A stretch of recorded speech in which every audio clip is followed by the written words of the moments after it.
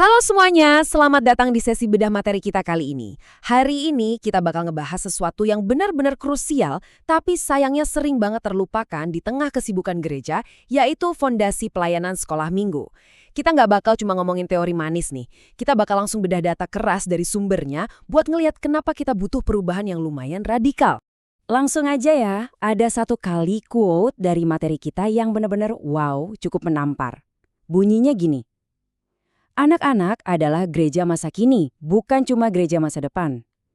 Pernyataan ini tuh langsung hancurin miskonsepsi yang sering kita yakini. Sekolah minggu itu bukan sekedar ruang tunggu atau tempat penitipan anak sampai mereka gede nanti. Enggak sama sekali. Mereka itu udah jadi bagian dari tubuh Kristus saat ini juga. Nah, masuk ke bagian pertama. Mari kita lihat gimana sih realitas sekolah minggu saat ini. Pernah kebayang nggak sih jadi relawan guru sekolah minggu yang dituntut jadi superhero? Bayangin aja, mereka harus ngurusin anak-anak yang membludak, kekurangan asisten, merangkap jadi seksi acara, ngatur proyektor yang tiba-tiba mati, sampai mikirin logistik snack anak-anak. Semuanya seringkali dikerjain tanpa pelatihan yang memadai. Mereka ini benar-benar kelelahan mikul beban berat ini sendirian loh. Dari data yang kita kumpulkan, muncul 5 fenomena yang jujur aja lumayan bikin khawatir. Coba pikirin, para relawan ini seringnya cuma dikasih pelatihan kilat, kayak crash course gitu, terus langsung dilepas ngajar dengan minim banget supervisi. Terus karena ada krisis personel, mereka terpaksa double pelayanan. Dan yang paling fatal, banyak dari mereka nggak dibekali teologi dasar kekristenan yang kuat. Padahal mereka harus ngajar puluhan anak sendirian dengan rasio yang sama sekali nggak masuk akal. Oke, kita masuk ke bagian kedua, temuan data dan apa sih akar masalahnya? Mungkin ada yang mikir, ini paling cuma masalah di 1 atau 2 gereja kecil aja. Ternyata enggak. Entah kita lihat data dari GMIM di Manado, Gereja Pentakosta, sampai penelitian lintas denominasi secara luas, kegagalan sistemik yang persis sama tuh muncul di mana-mana. Kurangnya perhatian pimpingan, nggak ada kurikulum yang jelas, guru yang nggak paham pedagogi, ini benar-benar retakan yang sifatnya universal di fondasi gereja kita. Coba sekarang kita bandingin realitas tadi sama rasio idealnya. Sumber kita ini ngasih standar rasio untuk penggembalaan yang efektif dan aman. Untuk balita, satu guru tuh idealnya maksimal pegang 4-5 anak aja. Untuk anak SD awal, rasionya 1:6 atau 8. Pra remaja, satu guru pegang 8-10 anak. Coba deh, kalau udah lewat dari angka ini, keamanan dan kualitas rohani si anak benar-benar jadi taruhan. Jadi pertanyaannya, kenapa ini bisa terjadi? Apa akar masalahnya? Nah, riset ini melacaknya ke ketiadaan visi teologis yang jelas dari para pimpinan gereja. Gak ada investasi untuk SDM. Gereja pengen pelayanan anak terus jalan terus tiap minggu, tapi sayangnya enggan berinvestasi. Ujung-ujungnya, gereja jadi sangat bergantung sama apa yang kita sebut sebagai relawan murah. Pokoknya ada yang mau ngajar aja udah syukur. Selanjutnya, di bagian ketiga, mari kita lihat pergeseran paradigma dan coba kita bedah analisa teologisnya. Ternyata akar masalahnya itu dalam banget. Kita ini sebenarnya lagi ngalamin apa yang disebut krisis eklesiologi. Gereja pelan-pelan lupa sama mandat Alkitabiah, misalnya seperti yang ada di Ulangan 6. Kita seolah terjebak ngelihat anak-anak cuma sebatas calon jemaat nanti kalau mereka udah besar, dan gagal banget menghargai kalau mereka itu adalah bagian aktif dari tubuh Kristus yang hidup hari ini, detik ini juga. Dan pergeseran paradigma ini jujur dampaknya fatal.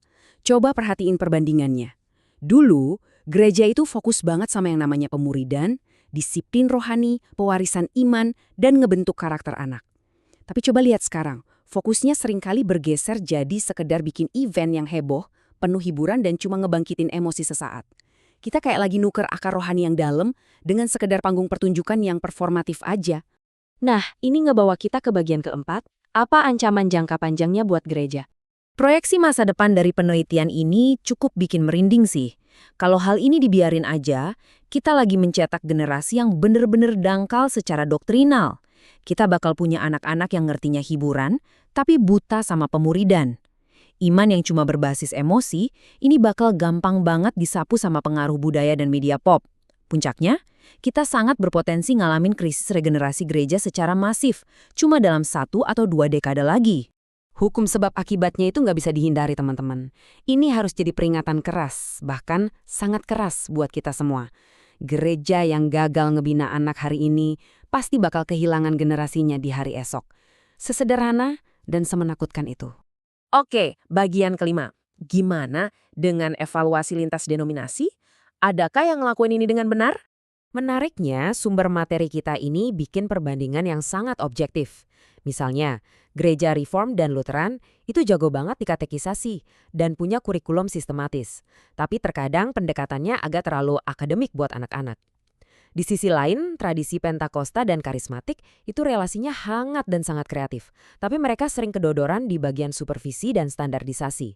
Terus Katolik, mereka punya struktur berjenjang yang hebat, tapi bisa beresiko jadi terlalu kaku kalau nggak diimbangi relasi personal. Intinya, nggak ada satupun tradisi gereja yang sempurna dan kebal dari kelemahan. Bagian keenam, oke, tarik napas dulu. Kabar baiknya, kita punya 5 solusi strategis di sini. Yah, untungnya ada peta jalan yang jelas damet buat keluar dari krisis ini. Pertama dan paling utama, solusinya harus dimulai dari atas. Gereja mutlak harus naruh pendeta atau pejabat khusus yang benar-benar fokus urusin pelayanan anak. Terus yang kedua, bangun semacam sekolah teologi internal buat ngelengkapi para relawan ini. Jangan dilepas gitu aja, harus ada supervisi berkala dari para gembala. Keempat, ubah total teologinya dari sekedar penjagaan atau babysitting jadi pusat pemuridan. Dan kelima, pastikan rasio ideal antara guru dan anak tadi benar-benar dijaga ketat. Tapi guys, buat ngejalanin 5 solusi tadi, kita butuh satu pergeseran mindset yang mendasar banget. Seperti yang ditekankan di sini. Mari kita bangun sistem, bukan hanya aktivitas. Kita nggak bisa lagi cuma sibuk ngerancang perayaan Paskah atau Natal yang megah luar biasa, tapi lupa ngebangun sistem pendidikan rohani yang solid buat anak-anak di hari Minggu biasa. Pada akhirnya, kualitas pelayanan sekolah minggu itu adalah indikator utama dan cerminan langsung dari kesehatan gereja kita secara keseluruhan. Waktu, tenaga, dan dana yang diinvestasikan buat ngebentuk guru-guru anak itu adalah investasi langsung buat masa depan kerajaannya. Bayangin aja, kalau fondasi di ruang bawah tanahnya udah mulai retak-retak dan dibiarin, seluruh bangunan megah di atasnya tuh sebenarnya lagi nunggu waktu buat runtuh. Jadi, sebagai penutup, ada satu pertanyaan penting yang menuntut refleksi jujur dari kita semua. Coba pikirin baik-baik. Apakah saat ini gereja Anda benar-benar sedang berinvestasi buat ngebangun masa depan? Atau sekedar jadi tempat penitipan anak aja di masa kini?